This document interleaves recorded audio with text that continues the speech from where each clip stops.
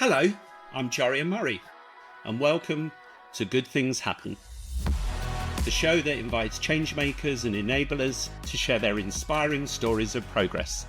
Whilst change can be uncomfortable, unexpected, and at times disruptive, it's inevitable, and more often than not, change is for good. We'll be hearing from people from all walks of life who have been at the forefront of change, including their journeys to get there and their motivations. Because when people work together for a common cause, good things happen. I think if you want to have a job that you look forward to every day, working in cyber is definitely a career to consider because it makes a difference. And you're having an impact on actually everything that people do. People, use the bank, people going to the ATM, or people going to the grocery store, or the phone calls you make, or your smartphone. All of that has to be secure.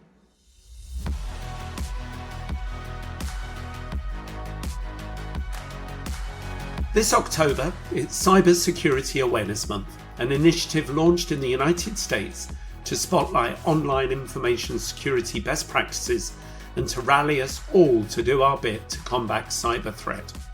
The size of this threat is reflected in the growth of the cybersecurity sector. It's a market estimated to reach $268 billion in 2024 and expected to grow to $878 billion by 2034.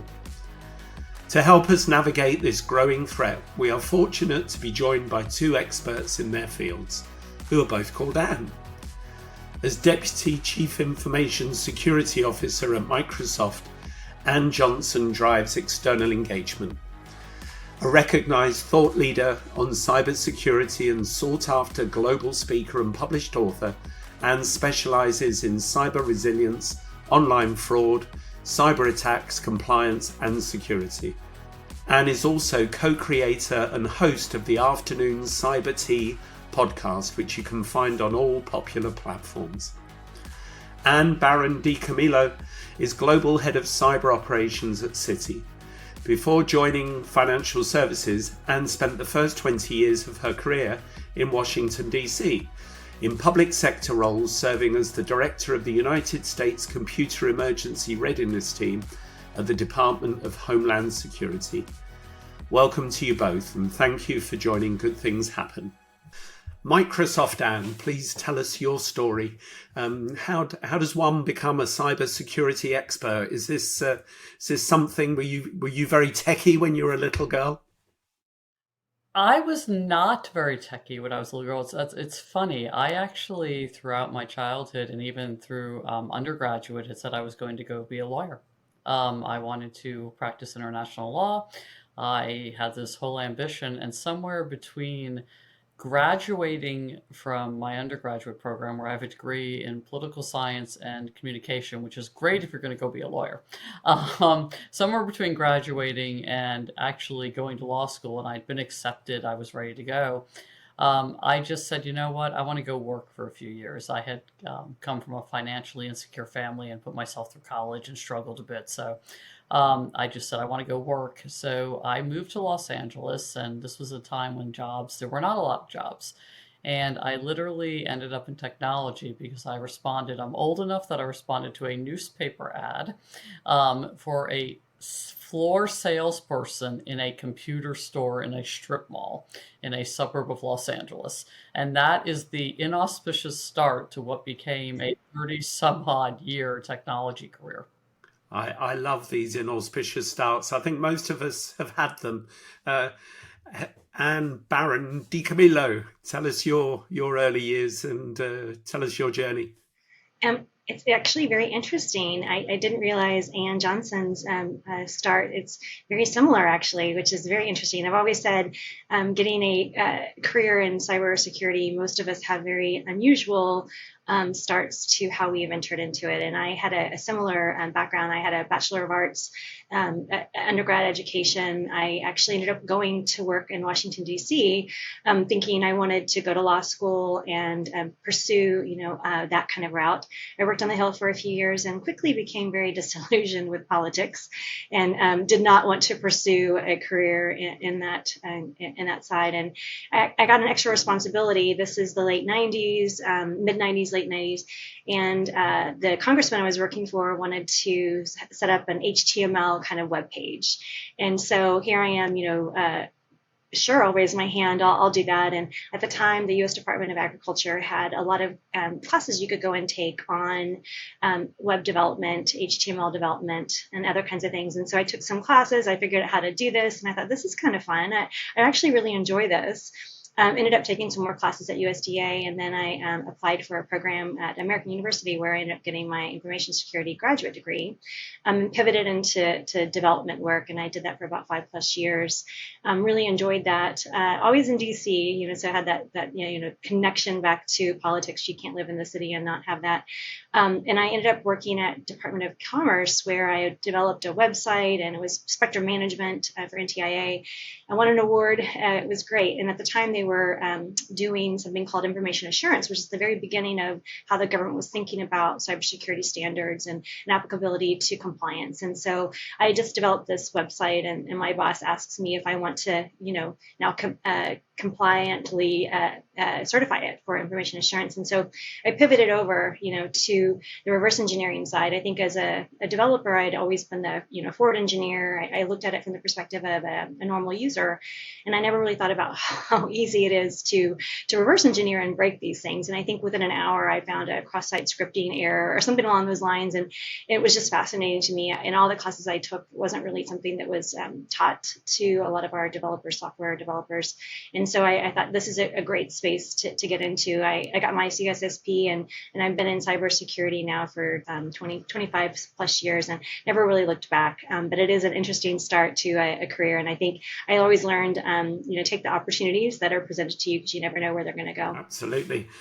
Just while we're talking about starts in this industry, I guess a business or a category that's going to treble in size over the next 10 years, you must be constantly on the lookout for talent. Where and how do you look for talent, and how do you attract them into this world? Ann Johnson.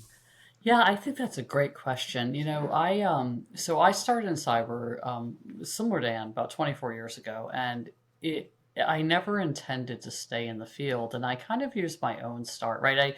I had done a lot of things. I was at one point in time, like Ann said, take the opportunities. I was a network architect at one point in time.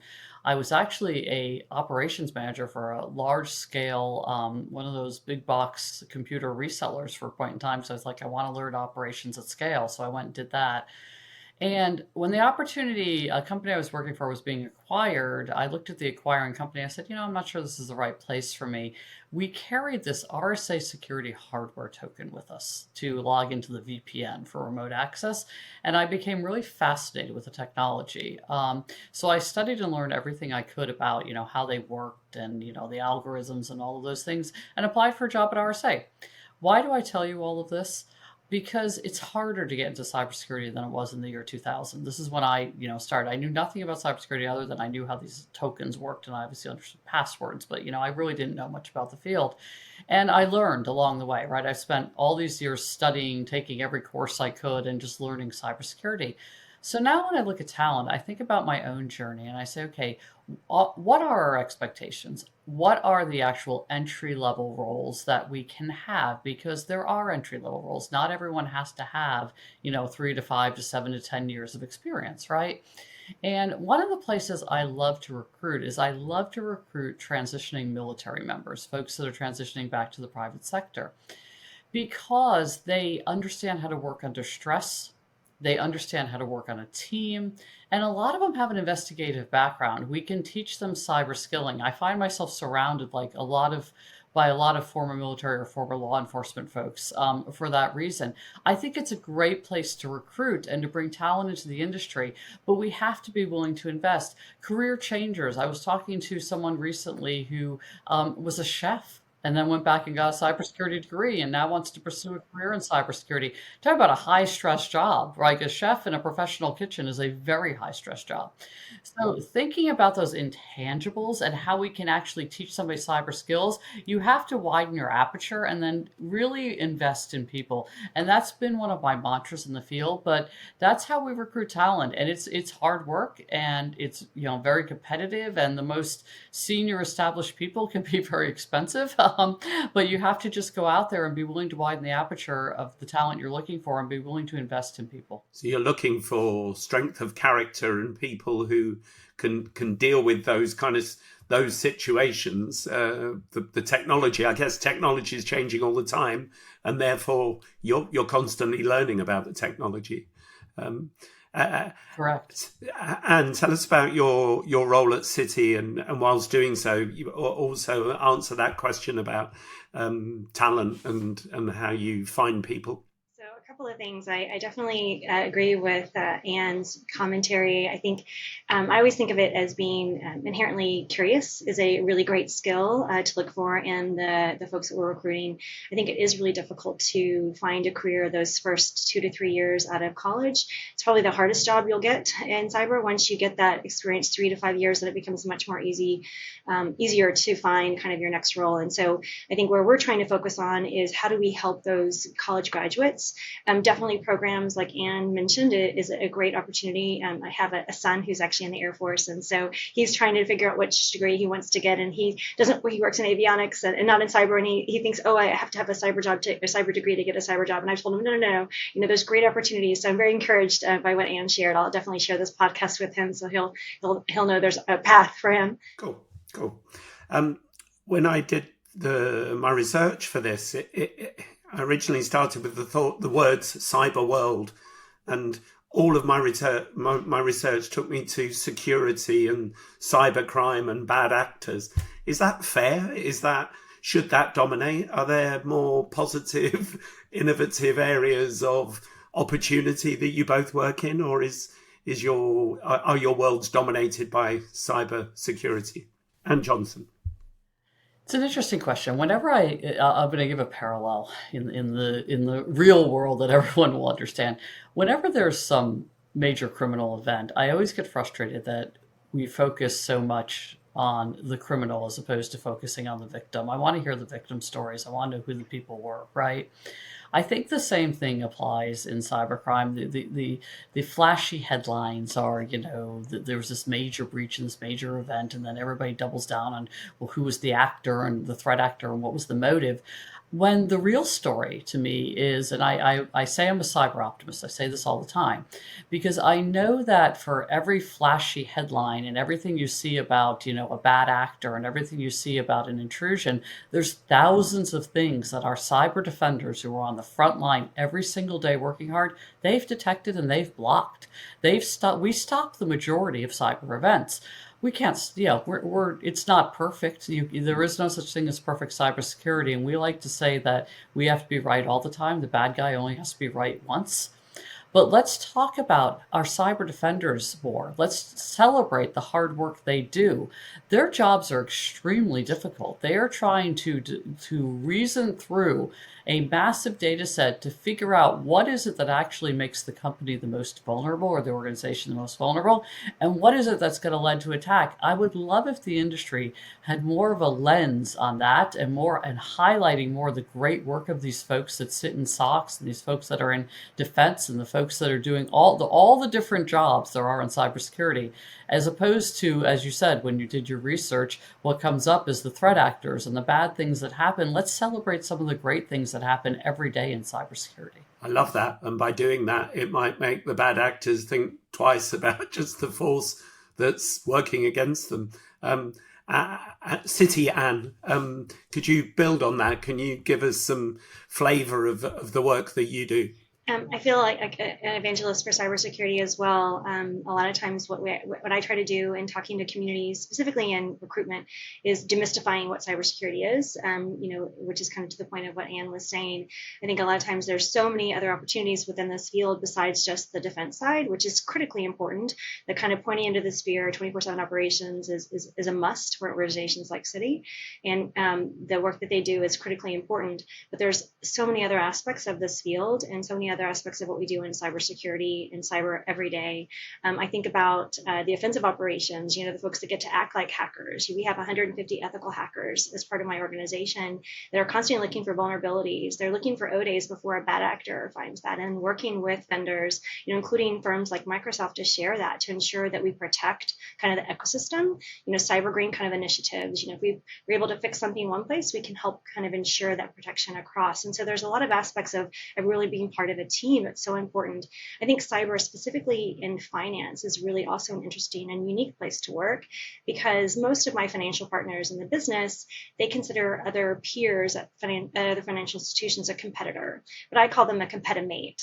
Cyber is a place where you have to work across organizations, because cyber doesn't have any borders. It doesn't have, proprietary brands associated with it. So something that can hit me can also hit a peer. And so having that competi-mate, that network within the community is critically important and is essential for protection of our firms. And so I think it's a place where you get to network with others, and you get to work in information sharing initiatives through industry groups or through technical, roundtables, and being part of a community that is much broader than just on the defense side. There's so much proactive actions that we're doing, and working with tremendous vendors in this space. I think, I don't know if I said this previously, but it's definitely a continuous education field. If you're in the cybersecurity space, whatever you learned yesterday might not help you for tomorrow. And so the aspect of being continually curious and passionate about curiosity is really going to help you be effective here.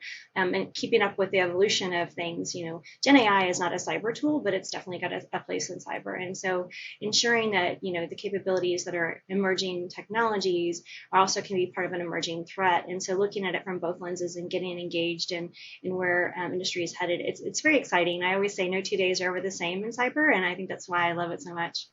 Ann Johnson, you're nodding in agreement. Talk to us about the importance of community. Yeah, the community is probably the most important part about cyber. Look, we Microsoft talk about our learn it all culture, and one of the reasons I love cyber is it challenges my brain every day. But that part of challenging your brain is actually reaching out to that community. We have to build an ecosystem, and we have it in a lot of places. Like, I'll commend financial services. FS-ISAC is one of the most mature and well-functioning sharing organizations there is, right?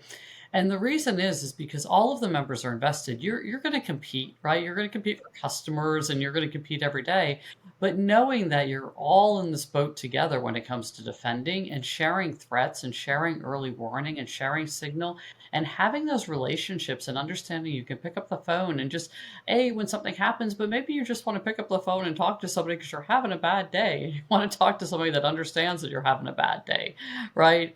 The community in cyber is actually really deep. It's really strong. The only downside is it can be a little insular. We're not super friendly to people that aren't in cybersecurity, and we probably need to get better about that, right? So that we can recruit and people feel like, they feel more open to coming to this field. But it is a really, really great community. There's this great sense of community. It's unique in that competitors are very often talking to each other across the world in many different industries. People that compete are talking to each other and really, really sharing knowledge and learnings and experiences and building. There are friendships. I've been in cyber for 24 years. There are people that I have deep friendships with for 24 years, and they're still considered some of my closest friends. It is a wonderful industry. Beautiful. Anne, from Citi, give us a sense of, let's break this down. How do you break down this big threat? Are there pockets of, can you compartmentalize different forms of cyber security?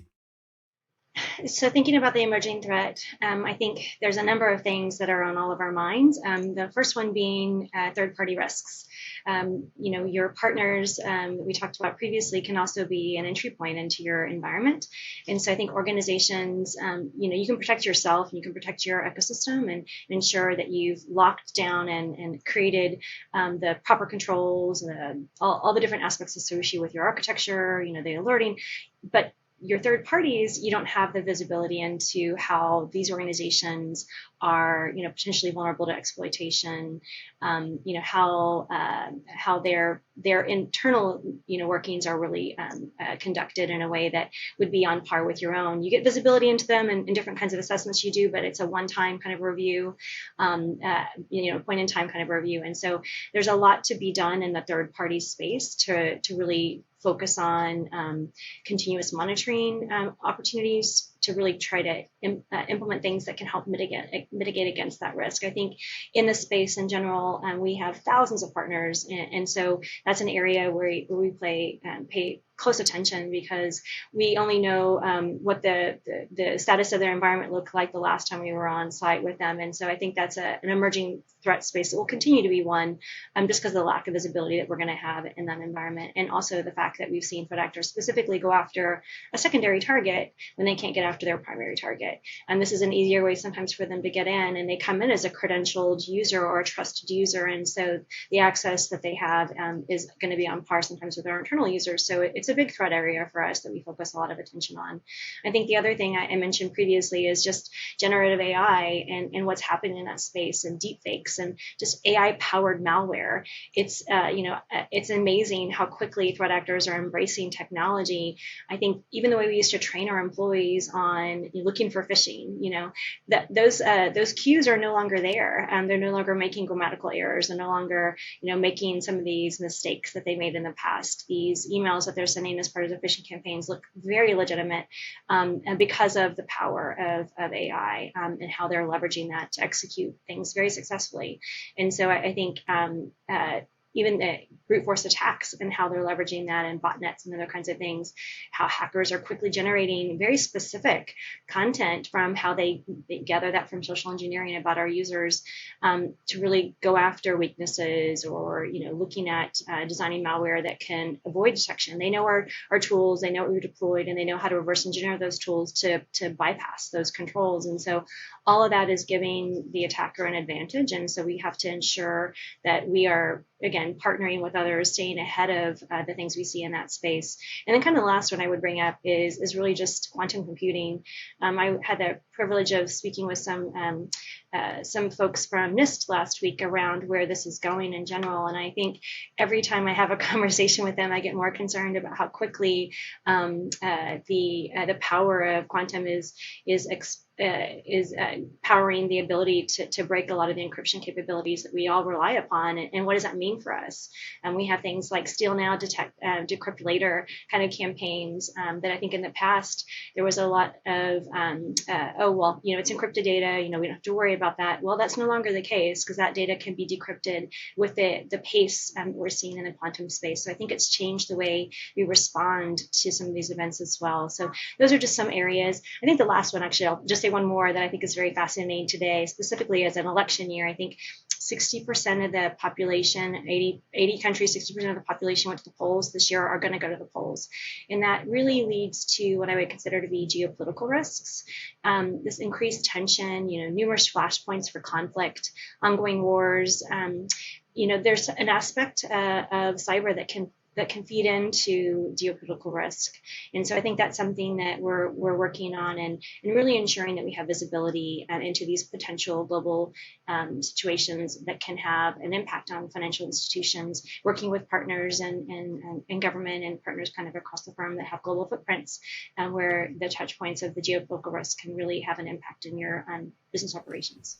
Ann Johnson, listening to your excellent podcast, you repeatedly talk about thinking one step ahead. It feels a bit like a catchphrase for your show. How does one do that with generative AI? That's kind of changing the game completely, is it? Yeah. I often say, because I'm a big ice hockey fan, skating to where the puck is going, quoting the great one. We in cyber have to always be aware. And Anne highlighted a lot of areas of emerging threats and emerging risks and things that are coming very quickly. I do believe, because we've been thinking about AI and cybersecurity defense, and I'll talk about that part of AI, not necessarily the security of AI, but actually AI as part of cybersecurity defense. We've been thinking about this for years. This isn't new. As machine learning became more sophisticated, as AI became, prevalent, there's a couple things that occur to me. One is that our ability, I talk a lot about IoT and OT defense because our ability to actually understand what a device is or a class of devices, even if we've never seen it before, AI, can tell us because a device only makes certain calls and it's purpose built to do certain things. So AI should be able to reason through that pretty quickly and say this device isn't operated as expected, even if you've never seen the device before. The same with service identities, machine identities, human identities. I fundamentally believe that we are ahead of the curve from the AI defense standpoint and understanding. The actors obviously are picking up very quickly. They're obviously going to be using AI to accelerate attacks, merge that with quantum. And you have a different paradigm, right, that we're going to have to defend against because it's going to be faster, it's going to be more sophisticated. They're going to have more intelligence to work with very quickly. But our ability to improve the operations of our security operations center, think about the fact that Microsoft, we see something like, I think the number is 78 trillion threats a day or something like that. We see 78 trillion signals a day that could be something, right? Or maybe nothing. No human can reason over that.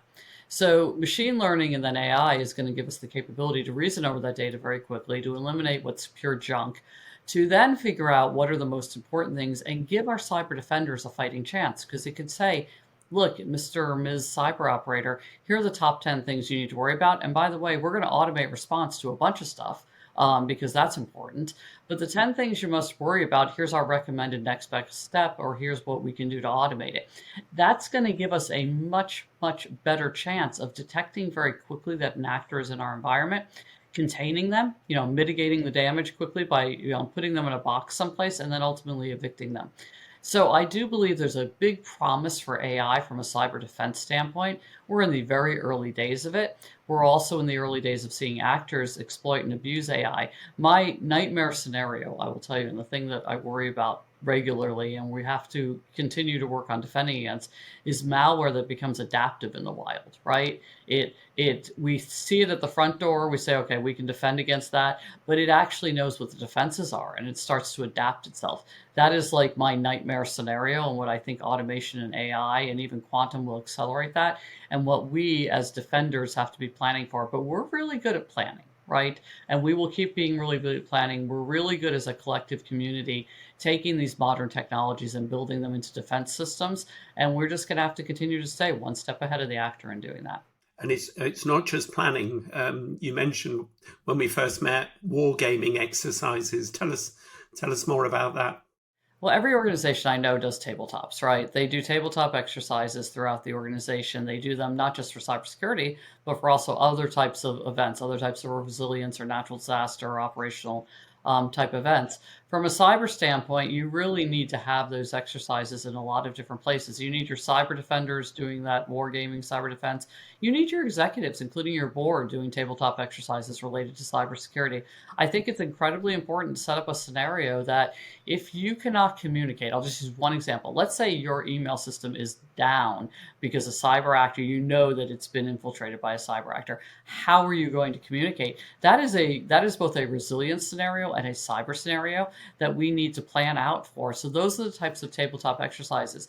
Understanding what could have broad impact on your enterprise, doing tabletop exercises and making sure not only that you have a technology plan, you have a communications plan, you have a plan for how you're going to talk to your regulators, your legal team, human resources, external communications with customers or partners, media. All of that has to be included in these tabletop exercises. And you have to make the plan, and then you have to test the plan, and then you have to tabletop the plan repeatedly so that you don't want people making hard decisions during times of crisis. You want them following a playbook during times of crisis. And that's why you have to have these exercises so people know exactly what actions they're going to take if there's a crisis. And how, at Citi, how do you effectively communicate? Because I guess I have seen communication in my career, and sometimes it can feel a bit like a distress purchase that it's not going to happen to me, and I'm gonna just ignore it. And how do you get people motivated and engaged to really understand the drama and the power and excitement of what it is you do. To follow on what Ann stated, I think it's really exercising those plans, because we all have playbooks associated with a crisis management situation, and we want to make sure across a lot of different crises that can happen in a firm. Cyber is one element of that. At the end of the day, we want to make sure that our businesses, our regional leaders, our global leaders, that they're prepared to communicate to a number of different audiences, customers, clients, peers, regulators, and understanding the cadence of those communications. There's a lot of regulatory communications that have to happen in a certain time frame. So we want to make sure that we understand kind of when that communication has to happen. And that all goes back into the cyber exercises that we do across the organization, to include our executive management team and our board, making sure that they're ready, they know their roles, and we want to make no assumptions. I think Ann said it really well. You don't want to, pull out your playbook in the middle of a crisis, because at that point it's too late. And trying to make phone calls or connect with different folks that you're going to need during an event, you want to have those relationships ahead of time, and you want to make sure you know who's on point to conduct that kind of outreach as well. The cyber teams do a great job of really making the events really real world like. We want to make sure the scenarios are intelligence led. They're driven by things that we've seen in the industry, and then bringing that back into our firm to say, okay, how would we respond to something like that? What's the takeaways that we can have? And I think that's the other important part, is it's not just an exercise, but it's the after action plan associated with that. What can we do? What are the lessons learned from this? And how can we improve our crisis management response at all the different levels? Because there's going to be a bad day that's going to happen to firms, and we want to make sure, whether it's internal to Citi or one of our third parties, that we know how to respond. We know who has the ball. We know who to connect with, and that's all part of the plan.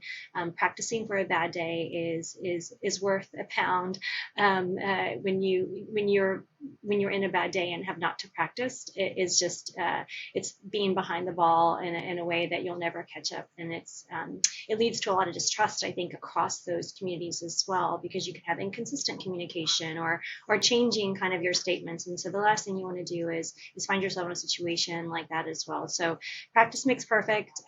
Do it on the regular. Make sure that you've got your senior leaders engaged, because a lot of times they're the ones that are going to have to make those decisions and make those calls. Last question to finish off to each of you. I'd love each of you to give a kind of short pitch to young talent who might not previously have ever thought that this was a career that might be for them. You make it sound fascinating, and I think one of you said every day is different. So yeah, Ann Johnson, you go first. Why should some smart young grads be looking to your world to pursue a career? Yeah, I would say a couple things. One, it's very mission driven. So you're actually making the world safer. You're actually doing something that's incredibly meaningful every day. Even if it can get to be a bit of drudgery occasionally, you're still doing something that's incredibly meaningful every single day. Number two, you're exercising your brain, and you're exercising it differently every day. So the ability to challenge yourself, to be better, to learn more, to engage with really smart people. You're also working with this amazing community and these amazing people. Cyber people are exceptional human beings. I'm very biased, but cyber people are exceptional human beings because we are all on this mission together. And then it's just fun. Believe it or not, it's fun. I know some days it can feel like it's really unfun, but it's actually a really fun place to be, because you're solving hard problems, and you're solving hard problems with great people, and you're having an impact on actually everything that people do. People, I'll use the bank, people going to the ATM, or people going to the grocery store, or the phone calls you make, or your smartphone. All of that has to be secure. So you're impacting the entire ecosystem of the world. Just think about that. Wow. Follow that, Ann. I was just going to say, I would add to that, that I think the benefit of working in a cyber field is you get to work across with partners across the organization. Cyber is a team sport. And so for us to be successful in what we're doing, we have to partner with our business partners, to partner with our legal folks, to privacy, to work with our compliance folks, to work externally with our peers and with our vendors, and working with U.S. government or other government entities, both regulatory as well as other sides, you have this opportunity to work with so many different individuals in this field because it is a collective for us to be successful. I think Ann said it really well. It's a fun place to work. I think if you want to have a job that you look forward to every day, working in cyber is definitely a career to consider because it is different. You're going to be faced with different challenges. You are working against a very sophisticated adversary, and you're really trying to ensure that the decisions that you're making are going to stay ahead of that adversary, getting into predictive kind of analytics and working with emerging technology and really getting to think about problem solving and applying that every day to your work. It's very fulfilling, and it's also being part of a team that is really just intelligent, motivated, passionate people, and I think that breeds the same in yourself as well. Being with people that are very passionate about the work, it really empowers me and influences me to be a convener of others to try to encourage and be really passionate and excited about what we do in our field. It makes a difference, and you can see the impact of your work. Sometimes the impact of your work is a negative, meaning that you don't get to, so you don't see an attack that didn't happen, but you can look at those statistics and see all the things that you were able to prevent, and that's also extremely impactful. And so it's just it's a career where you also can set your own path in it. There's just so many different opportunities that you can do as well, and it can be irrespective of what you're doing today, moving into another aspect of the organization. And also I think there's a lot of ability to move into the business and back into tech as well within this field as well. And so it's very unique in that you can set your own career path based on your interest and ensure that continuing education aspect. Wonderful. Compelling answers, compelling conversation. Thank you so much. I know we've just scratched the surface, but I feel so much more informed and kind of energized about the work that you do. And thank you both for doing it. I'm sure you're protecting me somehow, and I don't even know how. But thank you for coming on to Good Things Happened. I've really enjoyed the conversation. Thank you so much. Thanks, Ann. Thank you, Ann. Citigroup, Citi and Microsoft are not affiliated and are independent from each other. The speakers' views are their own and may not necessarily reflect the views of Citi or any of its affiliates. All opinions are subject to change without notice. Neither the information provided nor any opinion expressed constitutes a solicitation for the purchase or sale of any security. The expressions of opinion are not intended to be a forecast of future events or a guarantee of future results.